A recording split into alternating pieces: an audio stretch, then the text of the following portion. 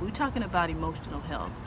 Um, this project that this creative writing class, Intro to Creative Writing class, my class, I'm Professor Kimberly Morgan Miles. This class is really a unique class. We had a great discussion about a major concern that's here at Tougaloo College, which I had no idea. I wasn't aware that you students are, face a lot of stress and anxieties. Mental awareness on college campuses is very, very important.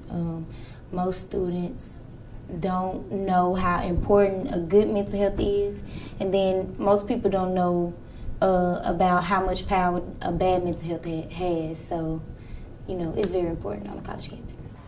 What challenges have you faced here so far at Tougaloo? In a mental standpoint, it is retaining a lot of things. After my stroke and dealing with cancer, it requires me to push a little harder mentally. It's challenging, but I am persevering over it. And the professors are very understanding. Some of their wives and family members have gone through, so they know what I'm up against. So that's been a plus. My mama told the judge that she didn't want me anymore, and that she would rather for me to be in the detention center than for me to be with her. Jordan suffers from social anxiety, and Jordan agreed to do this interview. So right now, just y'all are really fortunate to have the opportunity to talk with Jordan. You okay? Mental health is a level of psychological well-being or an absence of mental illness. It is the psychological state of someone who is functioning at a satisfactory level of emotional and behavioral adjustment.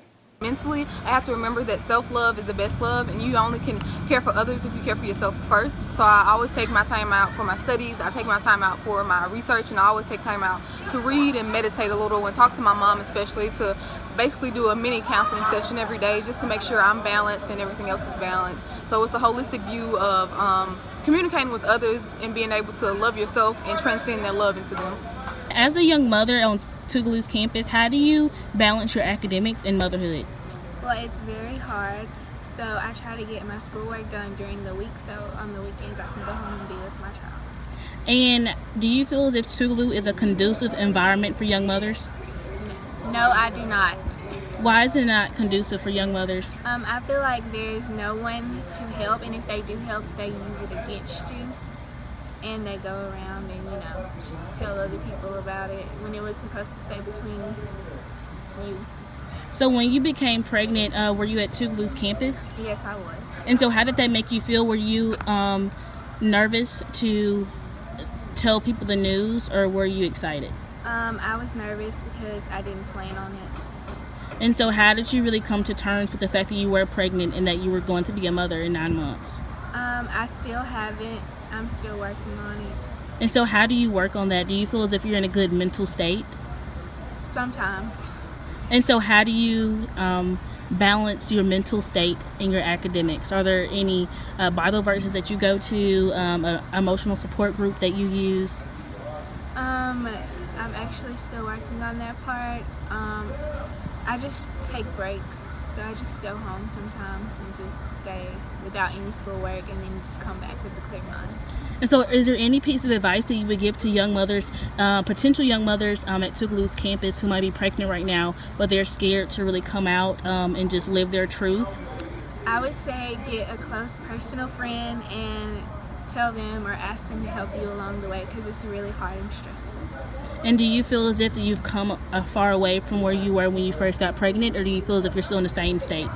I've come a pretty good bit. There are more than 200 classified forms of mental illness. This is just one example of many that we've interviewed where it's just hard sometimes to talk. It's hard to really express yourself. It's hard to be comfortable expressing ourselves and to be received. It's not easy. You just got to get people to that comfortable point where they feel like they can release all that toxic energy. I think the campus should have someone in place to actually help these people. I know Dr. Harper deals with domestic violence issues and things of that nature, but as far as dealing with mental illnesses, I'm not sure if we have anybody on campus who can deal with that. And so for people who are dealing with mental illness and are afraid to come forward about it, counselors and things such as that nature will actually help them, get better. Definitely counseling. They definitely need to be heard, not ignored, and we don't need to label them as mentally disordered or whatever other cliches we use. Jordan is transgender male, born female, transgender male, and hopes to be transsexual male. And Jordan has dealt with a lot of issues in trying to be okay with himself for many, many years, trying to be accepted with family, trying to have the conversation with Jordan's mom, which is still a work in progress. Being a non-traditional student has been challenging. Coming back to school after 30 plus years, a lot of life changes, challenges, being a teenage mom to being married, dealing with cancer, and not giving up on my dream and persevering. Some of the more common disorders are clinical depression, bipolar disorder, dementia, schizophrenia, and anxiety disorders. Symptoms may include changes in mood, personality, personal habits, and or social withdrawal. In the midst of my foster home or whatnot, like I said, we were close. She started doing like suspect stuff. Like I wanted to go spend time with my little sister at the time. My mama had just had my 3-year-old sister at the time, and I wanted to spend time with her for Thanksgiving. She ended up going back and telling my DHS worker that I had told her that I didn't want to be there, and she was going back and telling her, my social worker, that other stuff. So basically, before I knew it, she ended up getting me, unvisitation. Like I couldn't see my parents anymore because of her. And I found this out because she had went back and told this other woman that was friends with her that what she had done. And the woman ended up, taking liking to me as well. And she ended up telling me everything. So she would start telling me how this woman was putting Nair in girls' shampoo and conditioner bottles, and how she would try to take, cut people's hair off and all that kind of stuff. And mind you, like when I went to my senior year, like I had pretty long hair. Like I was perm. I had a perm, and my hair stopped about like midway to my shoulders. In the process of me being with her, she took me to get my hair done at JCPenney. Never been to JCPenney to get my hair done. The woman put 2-3 perms in my hair. Like occasionally she'll put this many perms in my hair. Like every time I went, you're supposed to go like every 2 weeks to get your hair done. Or after that 2 weeks was up, she'll put another perm in my hair. So eventually, like I'm straight bald in the back, in the back of my hair. Eventually, I couldn't afford to go back and get my hair, tapered and all that kind of stuff. So my hair really began to fall out. So that's kind of why I transitioned to being natural. I think there should be more funded programs for people who are dealing with mental illnesses and college students. We assume that because students are achieving academically and that they're progressing in their studies that they may not have emotional issues, but usually it can be the high achievers that need mental health advice and counseling. So we don't want to overlook their needs, assuming that they're okay because they've gotten this far. And today, mental health is a huge issue nationwide, and it's something that has to be addressed. And too many people fall through the cracks without getting the care that they need. And students need to know that it's okay to ask for help and to receive help. Mental health issues is not something to be ashamed about, and it's something to be discussed openly, and they should get the help they need. Mental health includes our emotional, psychological, and social well-being. It also helps determine how we handle stress, relate to others, and make choices. In Missouri State, more prejudice, not being black and from the South, I guess you could deal with more. Has being socially active caused you a lot of stress? Of course. It causes me stress every single day. Because like a lot of times, I want to say when you start off, like, you know the vision that you have, and the thing is trying to find people who see the same vision as you. And so a lot of times it's kind of like you begin to beg people to participate and join in the movement, because they don't really understand the importance of the movement until they start seeing how the movement is moving. Anxiety, yeah, sometimes I'll like feel panicky, like what if I don't get it done in time, or what if I don't submit it, I'm gonna get a 0, I'm gonna fail, I'm not gonna have this report done. And I would say it kind of takes a toll on my emotions, because sometimes when I don't get enough sleep, I'm moody throughout the day, or I may have an attitude, or you might not catch me smiling as much as you normally would.